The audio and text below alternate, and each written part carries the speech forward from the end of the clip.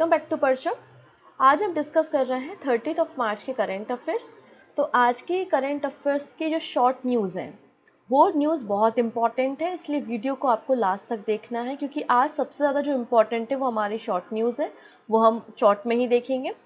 इसके अलावा आज आपको हम कुछ स्कीम्स के बारे में बताएंगे और क्या अपडेट हुआ है स्कीम में उस पर भी हम चर्चा करेंगे।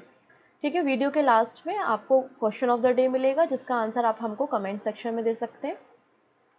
अगर आज की क्लास की पीडीएफ के बारे में बात करें तो आज की क्लास की पीडीएफ आपको हमारे टेलीग्राम पे मिल जाएगी। अगर टेलीग्राम ज्वाइन नहीं किया है तो आप परचम क्लासेस का टेलीग्राम ज्वाइन कर सकते हैं। तो आइए स्टार्ट करते हैं। सबसे पहले बात करते हैं कुछ पर्सन्स के बारे में जो न्यूज़ में है। पहली पर्सन है यहाँ पे कश्मीर की आलिया मीर। कश्मीर की आलिया मीर जिन्हें वाइल्ड लाइफ कंजर्वेशन अवार्ड 2023 से सम्मानित किया गया है। ये सम्मान इन्हें किसने दिया है? तो मनोज सिन्हा ने दिया है। और मनोज सिन्हा कौन है? लेफ्टिनेंट गवर्नर है जम्मू एंड कश्मीर के। तो इन्हें वाइल्ड लाइफ कंजर्वेशन के लिए, जानवरों की जान बचाने के लिए, उनकी रक्षा करने के लिए, स्पेशली जो भालू था, बियर को रेस्क्यू करने का काम इन्होंने किया था, इसलिए इन्हें वाइल्ड लाइफ कंजर्वेशन अवार्ड 2023 दिया गया है। तो याद रखेंगे, कश्मीर की है Alia Mir. A woman from Jammu and Kashmir has been honored with a Wildlife Conservation Award by the administration for her conservation efforts in the region. Jammu and Kashmir lieutenant governor Manoj Sinha के द्वारा उन्हें ये अवार्ड्स दिया गया है और ये साथ ही पहली महिला है जम्मू एंड कश्मीर से, ये फर्स्ट वीमेन है जम्मू एंड कश्मीर से जो कि wild life conservation authority organisation के साथ जुड़ी हुई है और इन्होंने टीम के साथ मिलकर जो है वो रेस्क्यू काम किया है। ठीक है, तो आलिया मीर का नाम आपको याद रखना है। चलिए अगले पर्सन के बारे में हम बात करते हैं जो नाम आता है स्कॉटलैंड की पार्लियामेंट से। ठीक है, यहाँ पर पाकिस्तान ओरिजिन के Humza Yousaf as the new first minister become the youngest first minister and the first Muslim leader of the government in western Europe. Scottish जो नेशनल पार्टी है तो उसकी पार्लियामेंट ने, स्कॉटलैंड की पार्लियामेंट ने कंफर्म किया है कि पार्टी के जो फर्स्ट मिनिस्टर हैं वो हमजा यूसुफ है जो कि पाकिस्तान ओरिजिन के हैं। साथ ही यंगेस्ट मिनिस्टर भी बन गए हैं पार्टी के और पहले मुस्लिम लीडर भी बन गए हैं वेस्टर्न यूरोप में। 2012 में यूसुफ ने जो है वो स्कॉटिश गवर्नमेंट को ज्वाइन किया था और जब उन्होंने स्कॉटिश गवर्नमेंट को ज्वाइन किया था तब वो पहले मुस्लिम भी थे। 2012 में Yousaf become the first Muslim to be appointed to the Scottish government और उसके बाद ये ट्रांसपोर्ट मिनिस्ट्री भी संभाल रहे थे 2016 में। ठीक है, तो ये स्कॉटिश गवर्नमेंट के फर्स्ट मिनिस्टर बन गए हैं, सबसे कम उम्र के मिनिस्टर, साथ ही साथ पहले मुस्लिम लीडर भी बन गए जो पार्टी के टॉप पोजीशन पे पहुंचे हैं। ठीक है, फर्स्ट मिनिस्टर का मतलब यहाँ पे एक पार्टी जो है इनकी स्कॉटिश नेशनल पार्टी, उसके टॉप पोजीशन पे ये पहुंचे हैं। इनका नाम याद रखना है, हमजा यूसुफ है और ये पाकिस्तान ओरिजिन से बिलोंग करते हैं। चलिए नेक्स्ट बात करते हैं। यहाँ पे Dalai Lama names US born Mongolian boy third highest leader in Buddhism. तो यहाँ पे जो 14th नंबर के दलाई लामा है, हम सभी को पता है जो दलाई लामा है उन्हें नोबेल पीस प्राइज से सम्मानित भी किया जा चुका है और ये भी धर्मशाला में रहते हैं। ठीक है, तो धर्मशाला में ही यहाँ पे एक सेरेमनी ऑर्गेनाइज की गई थी जहाँ पे दलाई लामा जी ने 8 साल का एक बच्चा है, मंगोलियन बॉय है, उसको यहाँ पे हाईएस्ट लीडर बनाया है, थर्ड हाईएस्ट लीडर बनाया है बुद्धिज्म का। ठीक है, 10th खालका जिस्टन धम Rinpoche the third highest rank in Tibet Buddhism. तो इसके बाद जो है चाइना वो एंग्री हो गया है क्योंकि चाइना चाहता है कि अगर आप अपना यहाँ पे बुद्धिज्म का कोई हाईएस्ट लीडर आप अपॉइंट करते हैं तो वो जो है वो चाइना से बिलोंग करना चाहिए, चाइना से आना चाहिए, अदरवाइज यहाँ पर वो इसे अपनी मान्यता नहीं देते। जैसे कि अगर हम बात करें 1995 में 1995 की एक घटना थी, दलाई लामा ने पंचेन लामा को जो है वो सेकंड हाईएस्ट लीडर बनाया था बुद्धिज्म का। तो आज 28 साल हो गए हैं और 28 साल से ये लापता है क्योंकि उसके बाद इन्हें किडनैप कर लिया गया था, ऐसा बताया जाता है। चाइनीज़ अथॉरिटी के द्वारा इन्हें अरेस्ट कर लिया गया था, तब से इनका कोई भी पता यहाँ पे नहीं है। तो ये एक डर भी है और एक चिंता का विषय भी है क्योंकि यहाँ पे दलाई लामा जी के द्वारा यूएस बॉर्न मंगोलियन बॉय को थर्ड हाईएस्ट लीडर बनाया गया है बुद्धिज्म का। इनके फादर जो है वो यूनिवर्सिटी प्रोफेसर हैं। ठीक, चलिए अब बात करते हैं यहाँ पे हम सेंट्रल गवर्नमेंट के बारे में। आप लोग ने अग्निपथ स्कीम के बारे में सुना होगा। अग्निपथ स्कीम के अंतर्गत Indian air force, Indian navy, Indian army में अग्निवीर की नियुक्ति की गई, उनकी ट्रेनिंग दी गई। अब वो 4 साल देश को सेवाएं देंगे, ये बात आपको पता है। तो first passing out parade of Agniveer held in INS Chilka. INS Chilka, INS Chilka में अग्निवीर की पासिंग परेड कंडक्ट हुई है सदर्न नेवल कमांड में। आईएनएस चिल्का कहाँ पर आपको देखने को मिलेगा? आईएनएस चिल्का आपको उड़ीसा कोस्ट में देखने को मिलेगा। तो यहाँ पर जो आपकी passing out parade INS Chilka में कंडक्ट हुई है पहले बैच का अग्निवीर के, जिसमें 2585 अग्निवीर थे, 2585 अग्निवीर थे, जिनमें 272 महिलाएं भी शामिल थीं। The first batch of Agniveer from INS Chilka in Odisha is all set to be inducted into the Indian Navy. अभी अग्निवीर जिनको ट्रेनिंग प्रोवाइड की गई थी अब बिल्कुल तैयार है और इंडियन नेवी में आने वाले 4 सालों तक ये अपनी सर्विसेज देंगे। टोटल इंडियन नेवी में 2585 अग्निवीर्स को शामिल किया गया है, जिनमें से 272 महिलाएं हैं। ये जो पूरी सेरेमनी थी या जो पूरा ऑर्गेनाइज किया गया था, इसमें admiral R Hari Kumar chief of naval staff है जो, इसके अलावा पीटी उषा जो कि मेंबर ऑफ पार्लियामेंट है, और मिताली राज जो कि क्रिकेटर है। तो ये सभी लोग इस सेरेमनी में यहाँ पे शामिल हुए थे। इसके अलावा यहाँ पे एक नाम आपको याद रखना है जिसका नाम है खुशी पठानिया। खुशी पठानिया जो कि एक अग्निवीर है, इन्हें general Vipin Rawat trophy best female Agniveer का टाइटल या अवार्ड से सम्मानित किया गया है इसी पासिंग परेड में आईएनएस चिल्का में। ठीक है, तो डायरेक्टली क्वेश्चन पूछा जा सकता है कि general Vipin Rawat trophy for best female Agniveer किसे दिया गया है, तो आंसर हो जाएगा खुशी पठानिया को दिया गया है। ठीक है, चलो अग्निवीर स्कीम के बारे में हम बात कर लेते हैं। जैसे कि सेंट्रल गवर्नमेंट अपने बर्डन्स को रिड्यूस करना चाहती थी, क्योंकि जो आर्मी पर्सनल्स होते हैं या नेवल पर्सनल्स हैं तो उन पे काफ़ी ज़्यादा खर्चा होता है, उनकी पेंशन्स पे, उनके एक्सपेंसेस पे। इसलिए यहाँ पे कॉन्ट्रैक्ट बेस पे सोल्जर्स की नियुक्ति करने के लिए स्कीम शुरू की गई थी जिसका नाम था अग्निवीर और अग्निपथ स्कीम, और इसके अंतर्गत ही अग्निवीर को 4 साल के लिए अपॉइंट किया जाएगा, जिनमें से कुछ व्यक्ति जो हैं, कुछ पर्सन्स जो हैं वो परमानेंट नियुक्त हो जाएंगे, बाकी सब कॉन्ट्रैक्ट बेसिस पे यहाँ पे रहेंगे। ठीक है ना। और ये जो सेवाएं हैं ये इंडियन आर्मी में, इंडियन नेवल सर्विसेज में, इंडियन एयरफोर्स में देंगे, जिसमें महिलाएं भी इंक्लूडेड है। ठीक है, तो इसलिए इस अग्निवीर को शुरू किया गया था जिससे आम आदमी भी आर्मी की सेवाओं से जुड़ सके और देश को सेवाएं दे सके। चलिए नेक्स्ट बात करते हैं यहाँ पे पीएम श्री के बारे में। पीएम श्री, अब पीएम श्री का फुल फॉर्म डायरेक्टली एग्जाम में बनेगा। पहला क्वेश्चन बनेगा कि पीएम श्री का फुल फॉर्म क्या है, या पीएम श्री स्कीम जो है वो किस मिनिस्ट्री, किस मंत्रालय के अंदर काम करती है। तो 2 क्वेश्चन यहाँ पे बनेंगे। तीसरा क्वेश्चन बनेगा कि पीएम श्री स्कीम कब शुरू की गई थी, कब इसको लॉन्च किया गया था। तो इन तीनों प्रश्नों के आंसर अभी हम देख लेते हैं। सबसे पहले पीएम श्री का मतलब है प्रधानमंत्री स्कूल फॉर राइजिंग इंडिया। प्रधानमंत्री school for rising India scheme ये पीएम श्री स्कीम है। ठीक है, जो कि मिनिस्ट्री ऑफ एजुकेशन के अंदर काम करती है। इस स्कीम को सितंबर 2022 में लॉन्च किया गया था। सितंबर 2022 में इस स्कीम को लॉन्च किया गया था। पूरी तरीके से सेंट्रल स्पॉन्सर्ड स्कीम है, मतलब सेंट्रल गवर्नमेंट के द्वारा फंडेड स्कीम है। इस स्कीम के अंतर्गत हमारे देश के 14,500 स्कूल्स को सिलेक्ट करना था और उन स्कूल के रीडेवलपमेंट और उनके अपग्रेडेशन का काम यहाँ पर किया जाना था अंडर द प्रधानमंत्री स्कूल फॉर राइजिंग इंडिया। ठीक है, तो रिसेंटली एजुकेशन मिनिस्टर के द्वारा 9,000 स्कूल्स को यहाँ पर सिलेक्ट किया गया है। The ministry of education has shortlisted around 9,000 school across the country for its flagship Pradhanmantri school for rising India. Basically 6 अलग अलग पैरामीटर को ध्यान में रखते हुए इन स्कूल को सिलेक्ट किया गया है और अब इन स्कूल में डेवलपमेंट का काम और इन स्कूल्स को अपग्रेड करने का काम किया जाएगा under the PM Shri scheme. तो पीएम श्री स्कीम शिक्षा मंत्रालय के अंदर काम करती है। सितंबर 2022 में इसकी शुरुआत की गई थी और पूरी तरीके से सेंट्रल गवर्नमेंट के द्वारा फंडेड स्कीम है।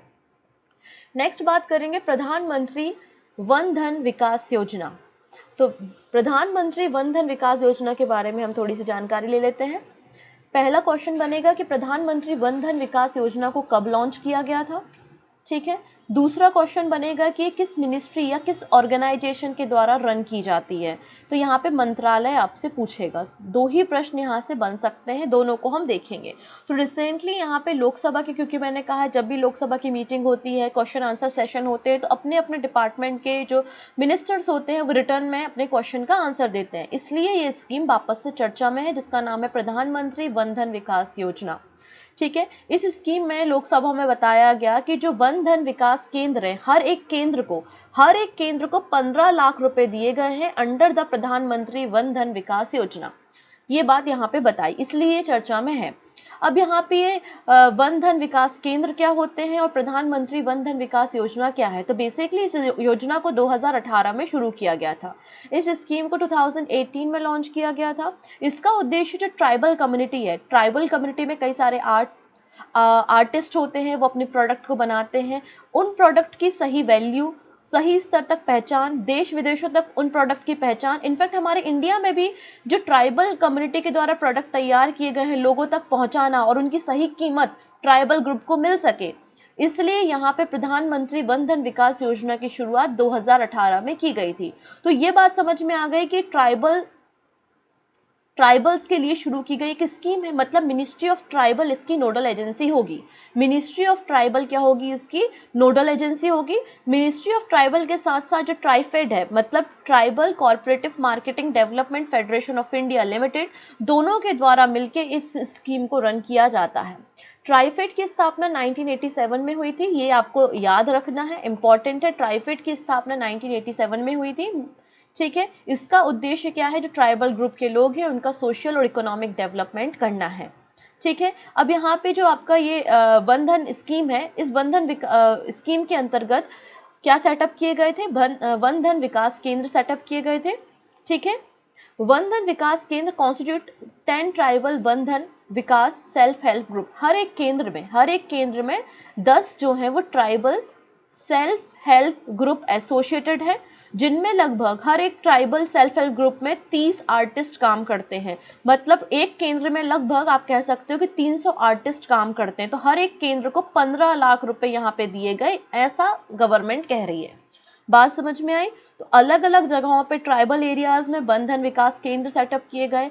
हर एक वन धन विकास केंद्र के साथ 10 tribal self help group associated थे।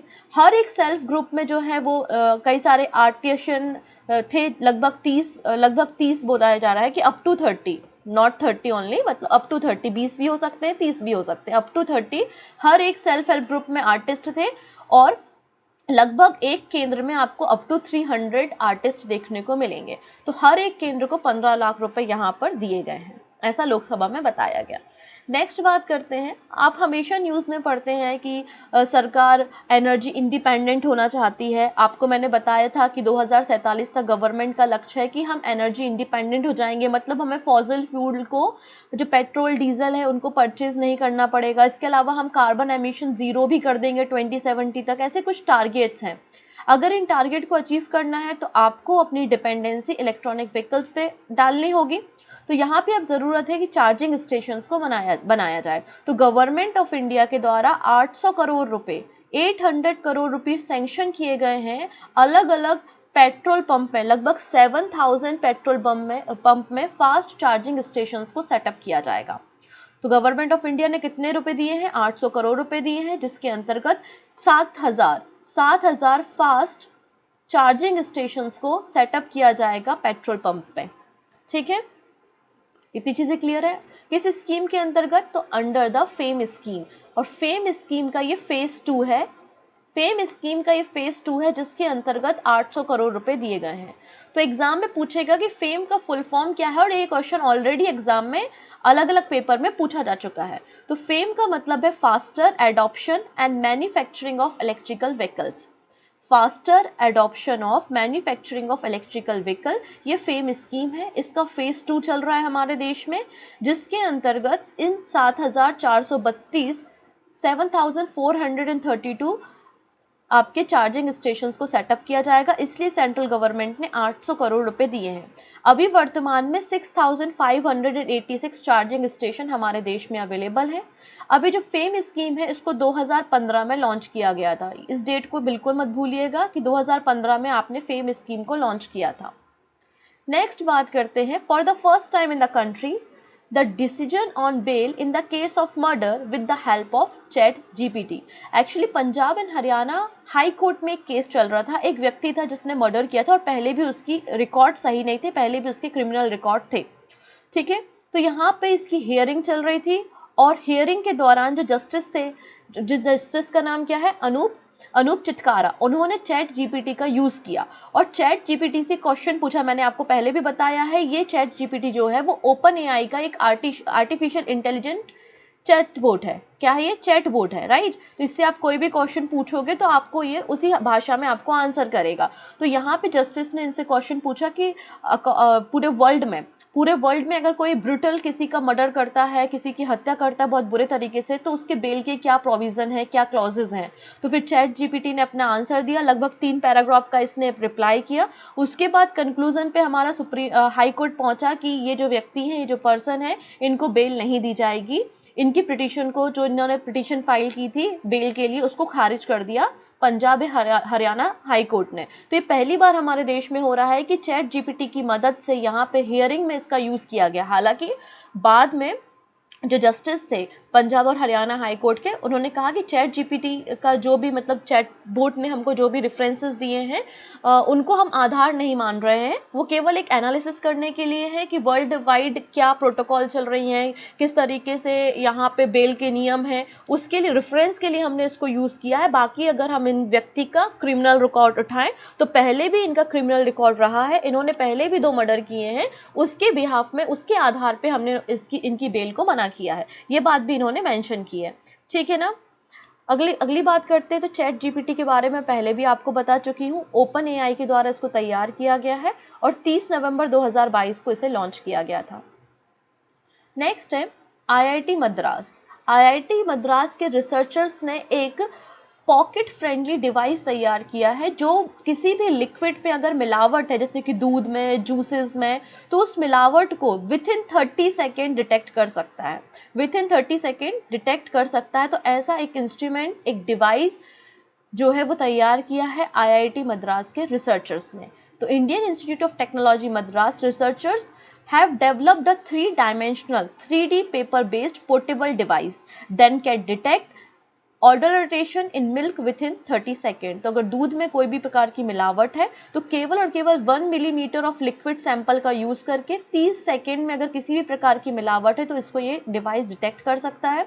ये डिवाइस बेसिकली जैसे कि detergent, soap, hydrogen peroxide, urea, starch, salt, sodium hydrogen carbonate जैसे जब मिलावट वाले पदार्थों को किसी लिक्विड में मिलाया जाता है तो इन सब को डिटेक्ट करने में ये किट काम कर सकती है। क्योंकि अभी जो ट्रेडिशनल मेथड हम यूज़ करते हैं मिल्क में मिलावट को टेस्ट करने के लिए, वो बहुत एक्सपेंसिव है और टाइम कंज्यूमिंग भी है। जबकि ये जो आपने पॉकेट फ्रेंडली डिवाइस तैयार किया है ये आप घरों में उपयोग कर सकते हैं और कॉस्ट इफेक्टिव भी है। साथ ही साथ केवल और केवल आपको यहाँ पे 1 मिलीमीटर आपको यहाँ पर लिक्विड की रिक्वायरमेंट होगी। आप वाटर, फ्रेश जूस और मिल्क शेक वगैरह को भी इस टेक्नोलॉजी से डिटेक्ट कर सकते हैं। नेक्स्ट है India first bauxite certified reference material. अब ये क्या चीज़ है, इसके ऊपर हम चर्चा करेंगे। First bauxite certificate reference material तैयार किया है भारत में। किसने तैयार किया है? नाल्को। और नाल्को ने मदद ली है बार्क की, national aluminium company limited NALCO और भाभा एटॉमिक रिसर्च सेंटर, दोनों ने मिलकर इंडिया का पहला बॉक्साइट सर्टिफाइड रेफरेंस मटेरियल जिसका नाम है CRM बार्क BARC B1201 इस मटेरियल का नाम है, उसे तैयार किया है, जो कि भारत का पहला और वर्ल्ड का पांचवा बॉक्साइट सर्टिफाइड रेफरेंस मटेरियल है जिसका नाम क्या है? बार्क B1201 है, ठीक है ना। इसकी मदद से एक रेफरेंस टैग जो रेफरेंस है वो तैयार हो जाएगा। ठीक है, क्योंकि ये सर्टिफाइड रेफरेंस मटेरियल है जैसा कि बोला जा रहा है। तो इसमें आपके क्या कंपोजिशन है, बॉक्साइट आप तैयार कर रहे हैं या कोई मटेरियल तैयार कर रहे हैं, तो आपके क्या रेफरेंसेस है, कौन सा कंपोजिशन यूज़ किया है ना, कितनी इम्प्योरिटीज़ ऐड की हैं, तो वो सारी चीज़ें यहाँ पे रेफरेंस ऐड करने में मदद मिलेगी। अगर मैं नाल्को की बात करती हूँ, नेशनल एल्यूमिनियम कंपनी लिमिटेड, इसकी स्थापना 1981 में हुई थी और हेड क्वार्टर इसका भुवनेश्वर में मिलेगा। मिनिस्ट्री ऑफ माइंस के अंदर नाल्को काम करता है, ठीक है ना। और जो CRM मतलब आपने जो सर्टिफाइड यहाँ पे बॉक्साइट तैयार किया है बेसिकली रेफरेंस मटेरियल, तो इसमें 9 प्रॉपर्टी है। इन सारी चीज़ों को ये ट्रेस कर सकता है जो आप मटेरियल यूज़ करते हैं या किसी मटेरियल को बनाने में जब इस कंपोजिशन को यूज़ करते हैं तो इसे आप यहाँ से ट्रेस कर सकते हैं। नेक्स्ट है government impose surcharge for Google पे एंड अदर पेमेंट ऐप।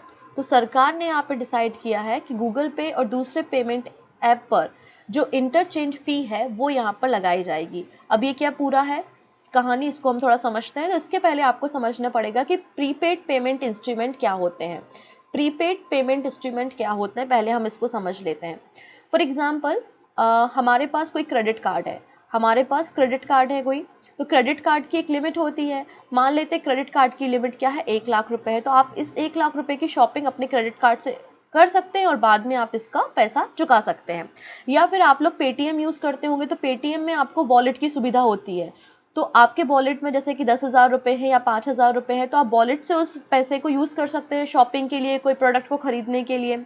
तो जब किसी एक ऐसे इंस्ट्रूमेंट में आपका पैसा स्टोर है, ठीक है, किसी ऐसे इंस्ट्रूमेंट में आपका पैसा है जहाँ से आप क्या कर रहे हैं, शॉपिंग कर रहे हैं, गुड्स को खरीद रहे हैं या कोई सर्विसेज ले रहे हैं, तो अगर आप ऐसे इंस्ट्रूमेंट से पेमेंट करते हैं तो उसे ही हम प्रीपेड पेमेंट इंस्ट्रूमेंट कहते हैं। जैसे कि वॉलेट आपका एक प्रीपेड पेमेंट इंस्ट्रूमेंट होगा।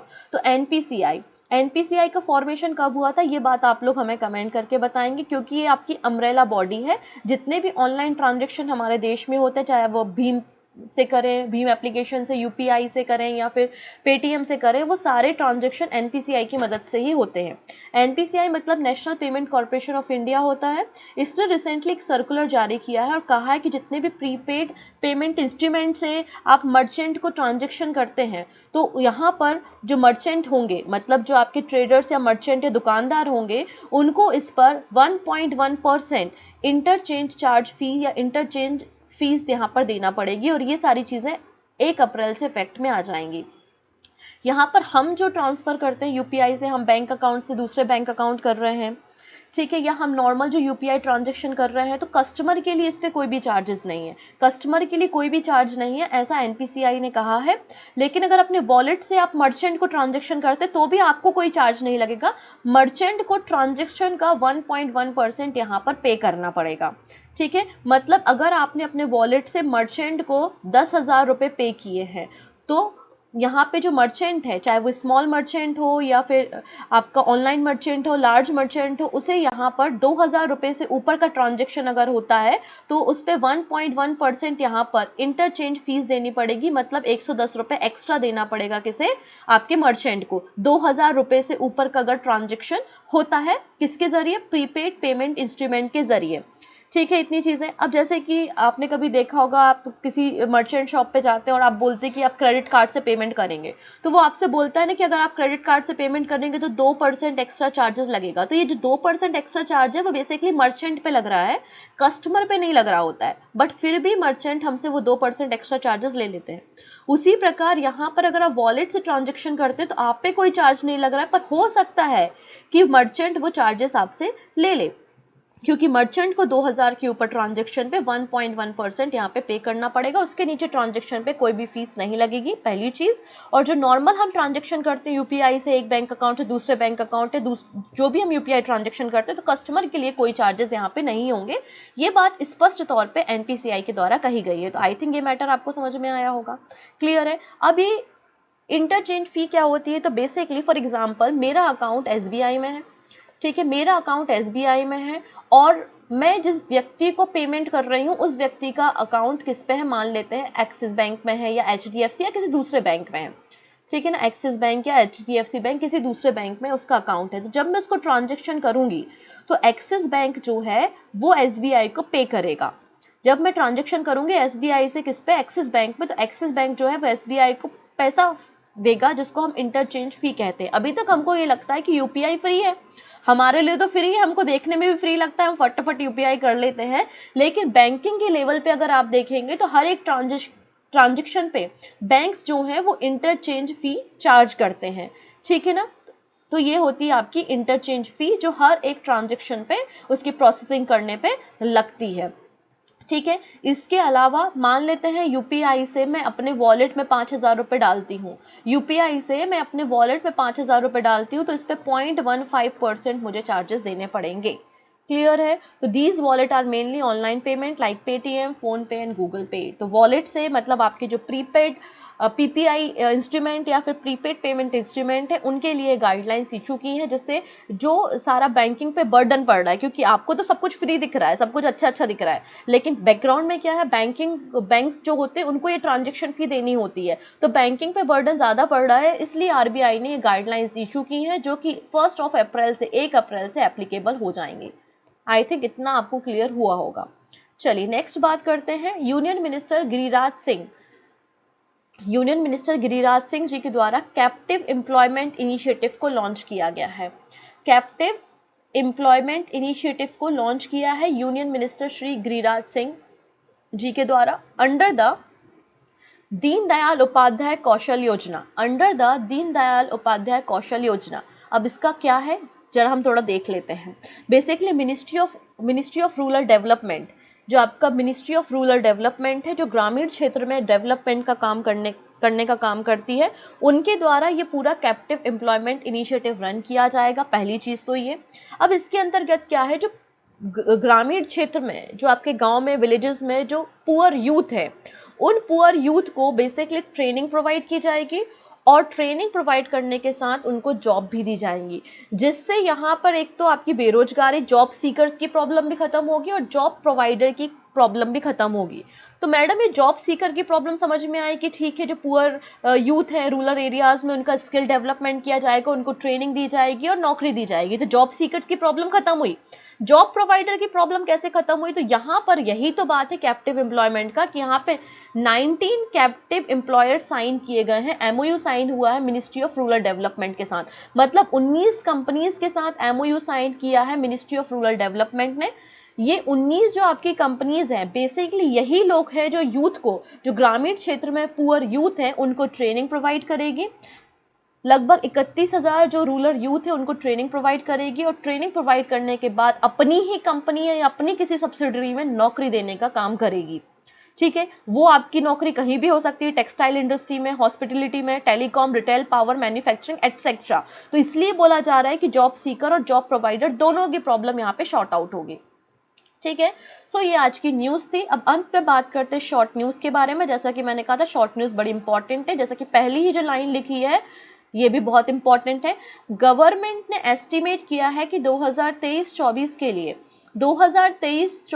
लिए 341 लाख मेट्रिक टन wheat का प्रोडक्शन होगा। Government estimate that over 341 lakh metric ton wheat will be procured during the rabi marketing season 2023-24, ऐसा एस्टिमेशन किया है। अब ये एस्टिमेशन है कि 341 लाख मेट्रिक टन हम गेहूं को प्रोक्योर कर लेंगे, स्टोर कर लेंगे इस रबी सीजन में, लेकिन क्लाइमेट जैसा चेंज हो रहा है, कुछ कहा नहीं जा सकता, एक एस्टिमेशन गवर्नमेंट ने लगाया है। चलिए अगली बात करते हैं। यहाँ पर आईपीएल आपको पता है स्टार्ट होने वाला है 31 मार्च से, राइट। तो यहाँ पर KKR मतलब कोलकाता नाइट राइडर्स के नए कप्तान अपॉइंट किए गए हैं, और वो नए कप्तान कौन है, नीतेश राणा। नए कप्तान कौन बनाए गए हैं, नीतेश राणा नए कप्तान बनाए गए हैं कोलकाता नाइट राइडर्स KKR के।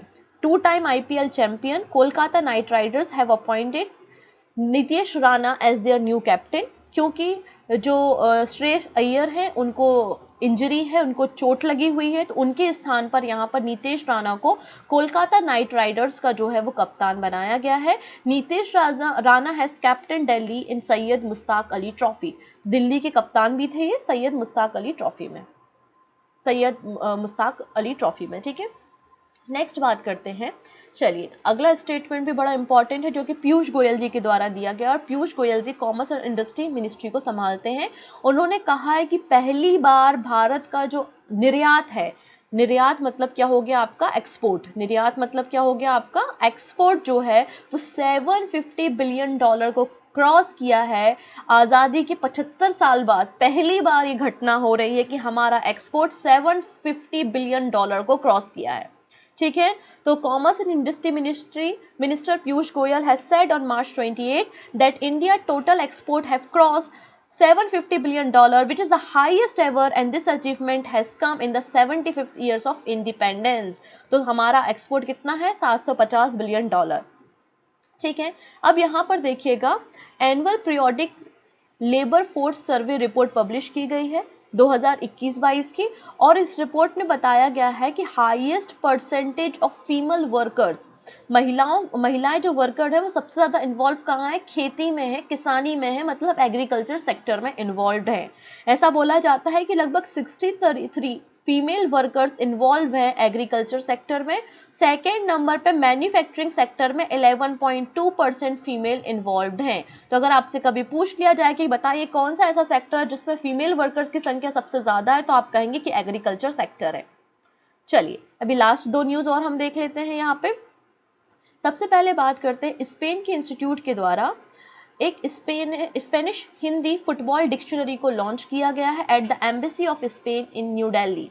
तो जो एम्बेसी है स्पेन की नई दिल्ली में, वहाँ पर स्पेनिश हिंदी फुटबॉल डिक्शनरी को लॉन्च करने का काम किया स्पेन इंस्टीट्यूट ने। ठीक है, और ambassador of Spain to India कौन है, जोस मारिया राइटियो है। नेक्स्ट बात करते हैं हम यहाँ पर, अगली न्यूज़ बड़ी इंपॉर्टेंट है। ये है मेसी जो कि अर्जेंटीना के एक फुटबॉलर है, सभी को पता है अर्जेंटीना के एक फुटबॉलर है, और इन्होंने अभी अपना 100 नंबर का इंटरनेशनल गोल कर दिया है फॉर अर्जेंटीना। अभी इनका मैचेस चल रहे थे, उस मैच में इन्होंने 100 नंबर का गोल किया है, international goal for the Argentina. साथ ही साथ ये वर्ल्ड में 3rd नंबर के हाईएस्ट गोल स्कोरर बन गए हैं। ठीक है, 3rd नंबर के हाईएस्ट गोल स्कोरर बन गए हैं। इनके टोटल इंटरनेशनल गोल आप देखेंगे 102 हो गए हैं, किसके, मेसी के।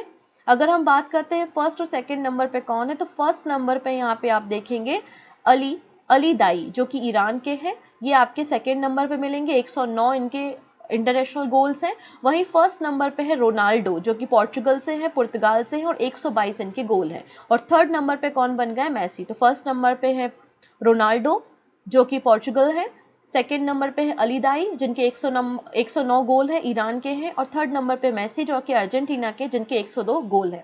ठीक है, चलिए अब कुछ क्वेश्चंस देख लेते हैं फटाफट से हम। पहला क्वेश्चन है, वाइट फील्ड से लेकर कृष्णराजपुरा मेट्रो लाइन की शुरुआत कहाँ पर की है प्राइम मिनिस्टर मोदी ने, तो ये शुरुआत जो है वो बेंगलुरु में हुई है। ऑप्शन डी बिल्कुल करेक्ट हो जाएगा। नेक्स्ट है, which launch vehicle was use to launch second set of 36 satellite of OneWeb group company. तो यहाँ पे 36 सैटेलाइट अभी रिसेंटली लॉन्च किए हैं हमने, तो ये किस लॉन्चिंग व्हीकल ने लॉन्च की है, तो LVM-3 ने की है। लॉन्चिंग व्हीकल 3 आपका यहाँ पे जो है उसने की है।